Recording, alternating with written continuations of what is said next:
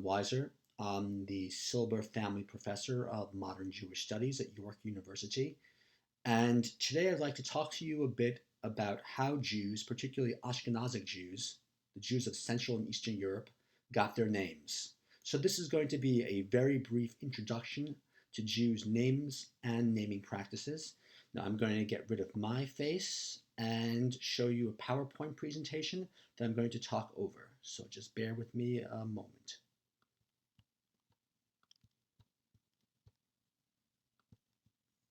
Okay, here we go.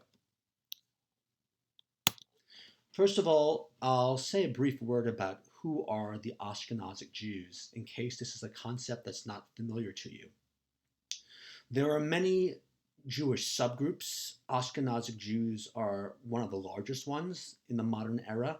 Roughly from the 15th century on, they become the largest group of Jews around the world.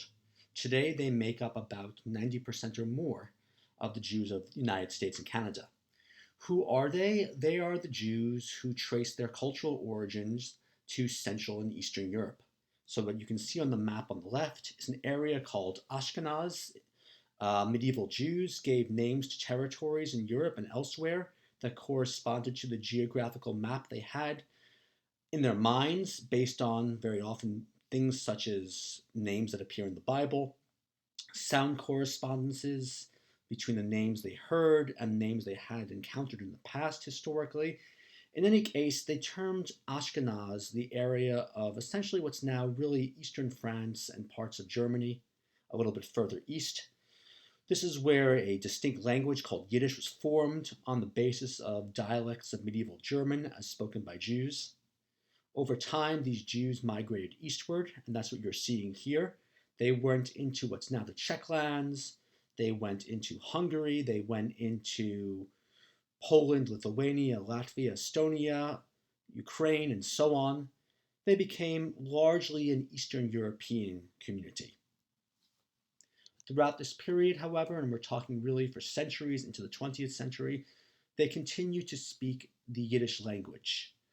In some places, Yiddish really died out more or less by the 19th century as Jews began to integrate into general society. In some places, it held on much better into the 20th century, particularly in Eastern Europe, where most Jews were still speakers of Yiddish into the 20th century up until World War II, even if they were increasingly speaking other languages such as Polish and Russian. Now, let me get to the heart of the issue, family names. You may have noticed that most Jews in North America have German-sounding or Slavic-sounding family names. The natural assumption, of course, is to say, well, they have these names because these are the languages they spoke, or these are the languages of the countries in which they originated. There's something to this, but the reality is much more complicated. As I've already pointed out, most Jews in Central and Eastern Europe until the 19th and 20th centuries did not speak German or Slavic languages, they spoke Yiddish.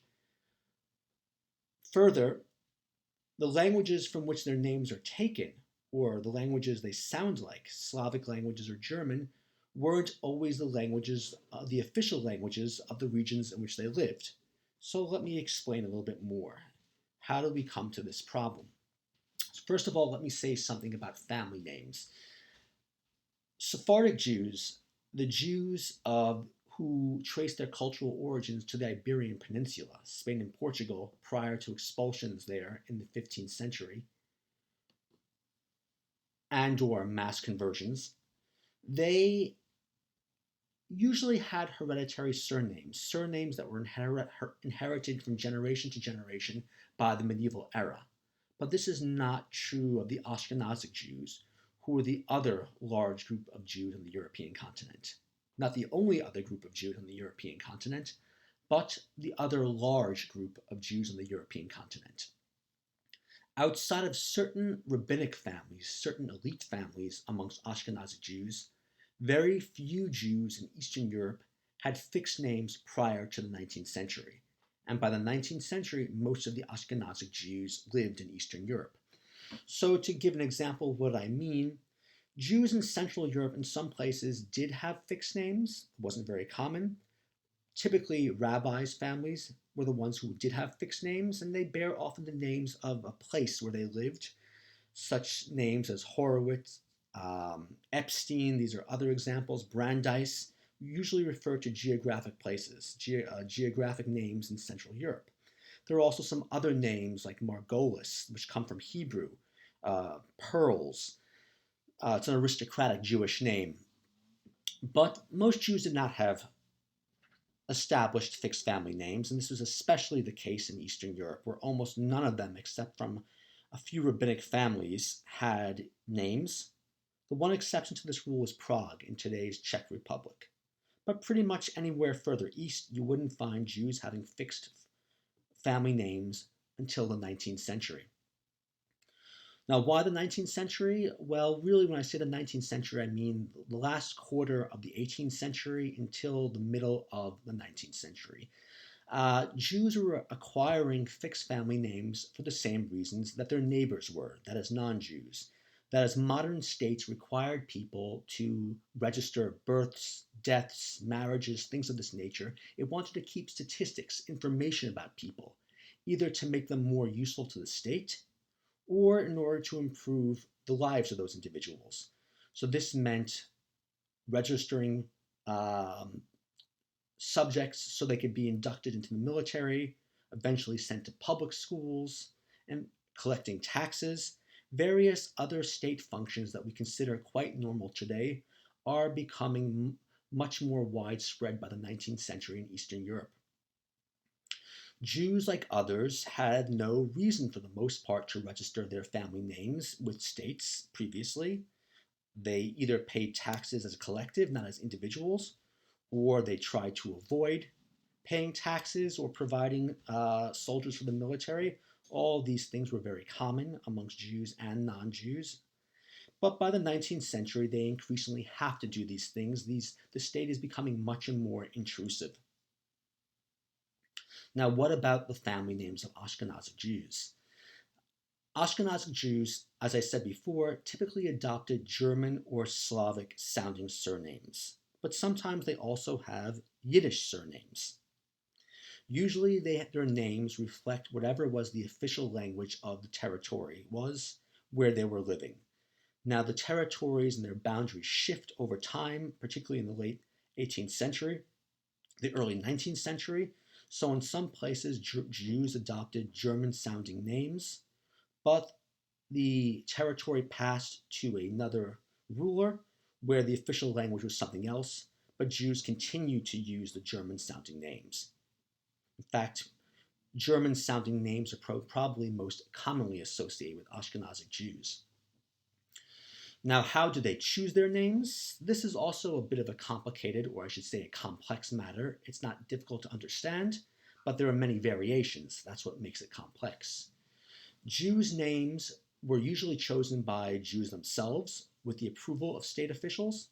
Sometimes they were chosen by Jewish communal officials, and sometimes they were even conceived by government officials. Most of these names are,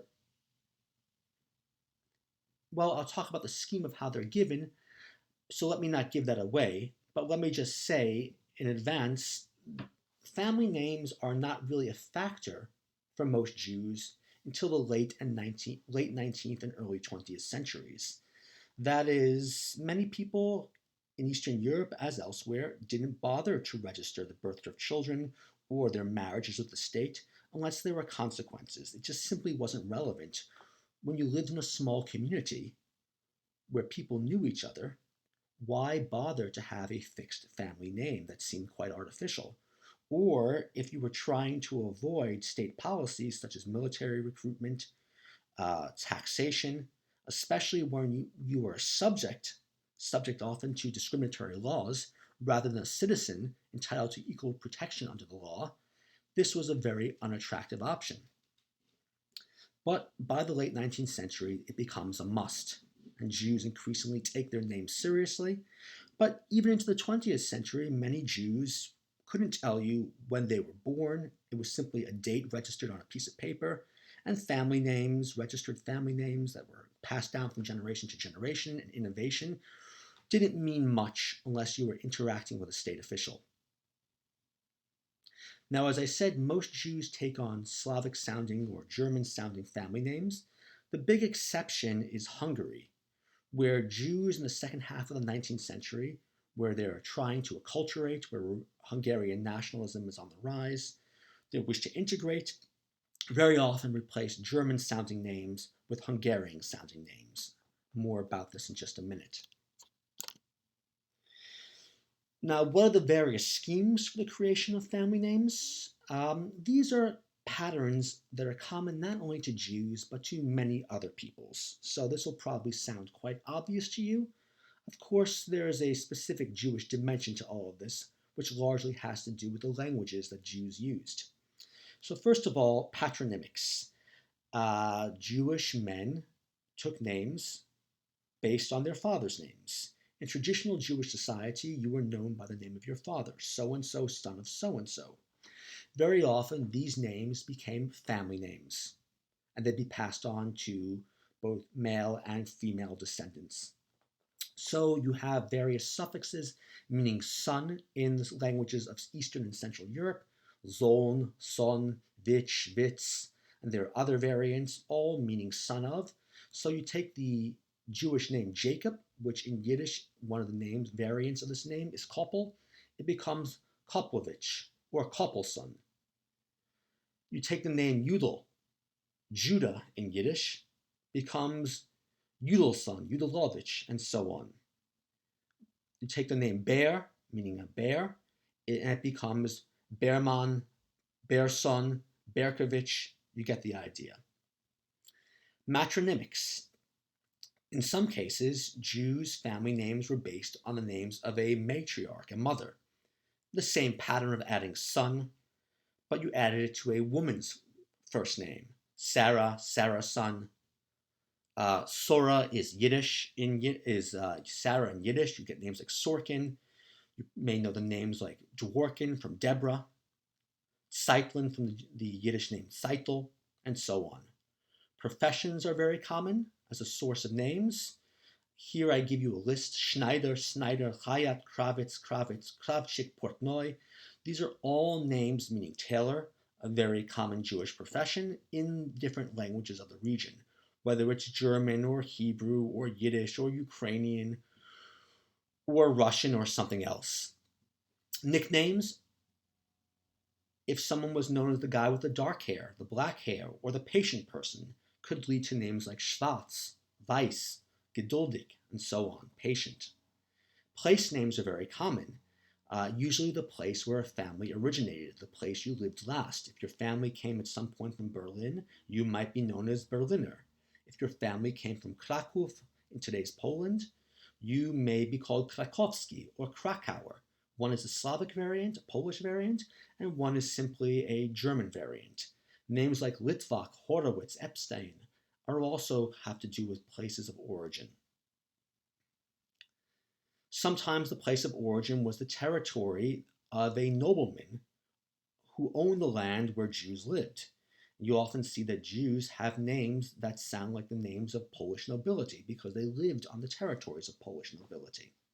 These are the names that often end in ski, where the ski indicates a geographic origin. There are also fanciful and decorative names. Names like Goldberg, Goldwasser, Rosenberg, Grushka, Yagoda, Gold Mountain, Gold Water, Mountain of Roses, Pear, Berry. These are names usually derived from nature. Sometimes they're combined, an adjective with a reference to a geographic formation, or a flower and a mountain, something like this, or a stream and a color. They're all quite attractive and fanciful. They're made-up names. They seem to be inspired by the aesthetics of the 19th century. There are also names, you may have noticed so far, that very little of these names specifically has to do with the Jewish religious tradition, but there are names that are inspired by the Jewish religious tradition. There are names such as Cohen and Kogan, Levi and Levinas that refer to people who trace their ancestry to the ancient priests of the Israelites or the priest's assistants. and these are simply variants. Some Slavic languages do not have a h sound, like Russian, so Cohen, a common Jewish name, becomes Kogan. Levi in the Lithuania area becomes Levinas because the Lithuanian language requires certain suffixes for grammatical purposes. And there are many names like this derived from Cohen and Levi and a few other religious functions. There are also abbreviations of religious functions, that is, words put together, combined, acronyms. So Katz doesn't have to do with a cat, it has to do with the righteous priest, Cohen Tzedek.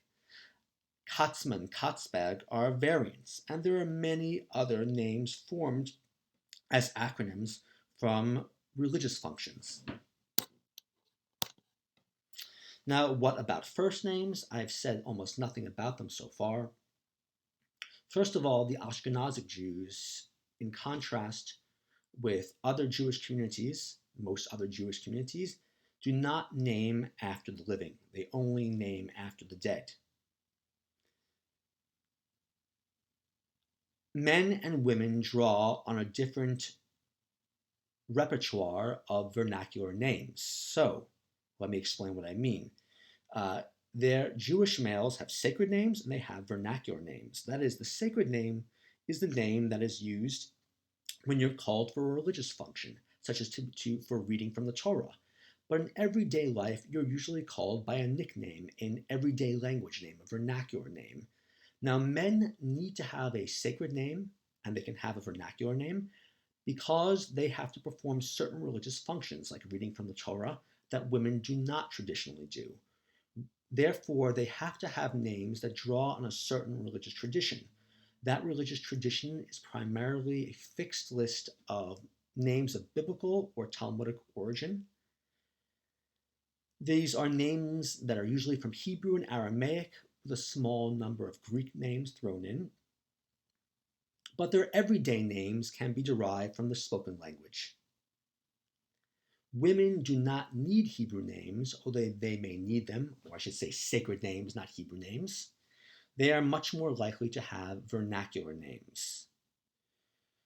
It was very common, and is to this day, amongst Ashkenazic Jews to have double names. One component comes from Hebrew or Aramaic, and the other comes from the vernacular language, Yiddish. So Dov and Bear both mean the animal, bear. Avram and Yitzhak. Avram is Abraham. Itzik is one of the Yiddish variants of the name Isaac. For women, they have double names such as Sora and Rivka, Sarah and Rebecca, both biblical names. This is a very common practice. Children who survived a near fatality or an illness when they were young very often are given a secondary name that they're called by to throw the evil eye off of their path. So you get names like Chaim and Alter given to children. This is not unique to Ashkenazic Jews. It's done with other Jewish communities also. But these are some of the more common names given to children, either male or female. You can have children named Alter. Chaim for males, meaning life, to throw off the evil eye. Now, as you probably know, as Jews began to integrate into European societies and other societies, increasingly they adopted names borrowed from the dominant language of society to replace their vernacular names. And their Hebrew names, that is, their sacred names, very often became relegated only to ritual and Jewish communal purposes. So someone had one name you used in general society, but you had another name when you went to the synagogue and you're called to read from the Torah, when you're married, and so on. And increasingly, the everyday names, and by this I don't mean Yiddish names, I mean everyday names derived from German or French or Russian or Polish and so on, Hungarian, became the dominant languages that Jews used, the dominant names that Jews used. The first generation of acculturating Jews typically took on names that sounded like their vernacular Yiddish names. So Dovber becomes Bernard, perhaps. The next generation, or the generation after that, often took a name that was more distant, but reminded of the Yiddish name that someone was given particularly, let's say, a grandfather. So next generation might bear a name like Robert in Western and Central Europe or North America. In Russian-speaking territory like the Soviet Union, someone who had a grandfather named Hirsch might be named Gregory, because the nickname Grisha sounds like Hirsch. So sound correspondence was very common for Jews adopting traditional names and making them into names that are common to both Jews and non-Jews in the vernacular of the country in which they were living. There's also an interesting case I'll just mention briefly, that while most Yiddish names as everyday names have declined amongst most Jews, some Yiddish names, through their use in literature and theater, have actually made it into languages like English as everyday words. So you may know the word Schmendrick, which comes from a Yiddish play. A character in a Yiddish play comes in English to become a bumbling fool.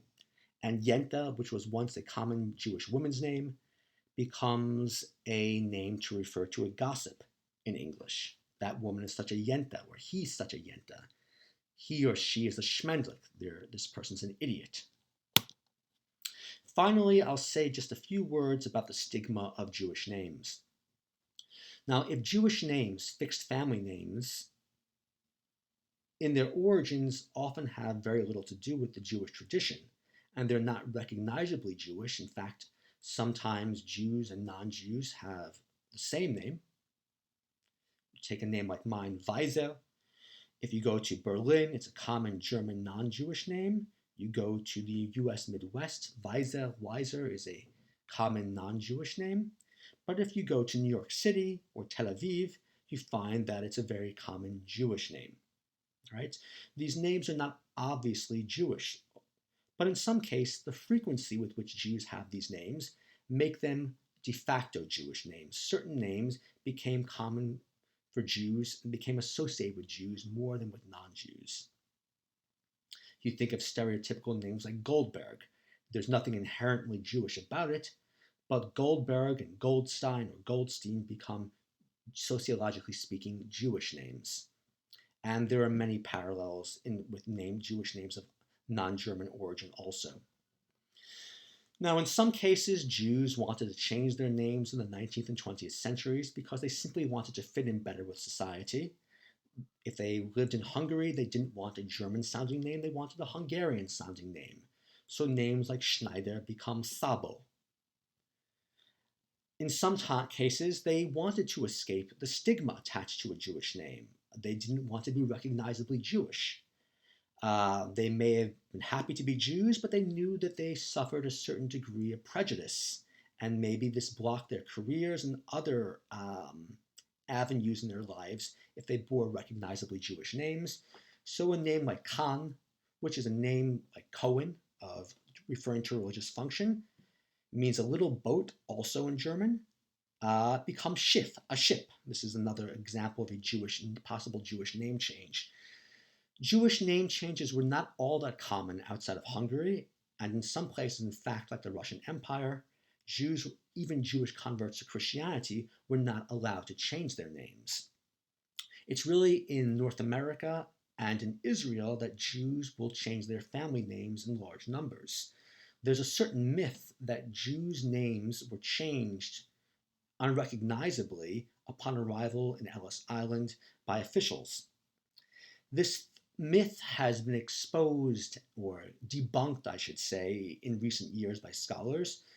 There were translators for pretty much every immigrant group in Ellis Island.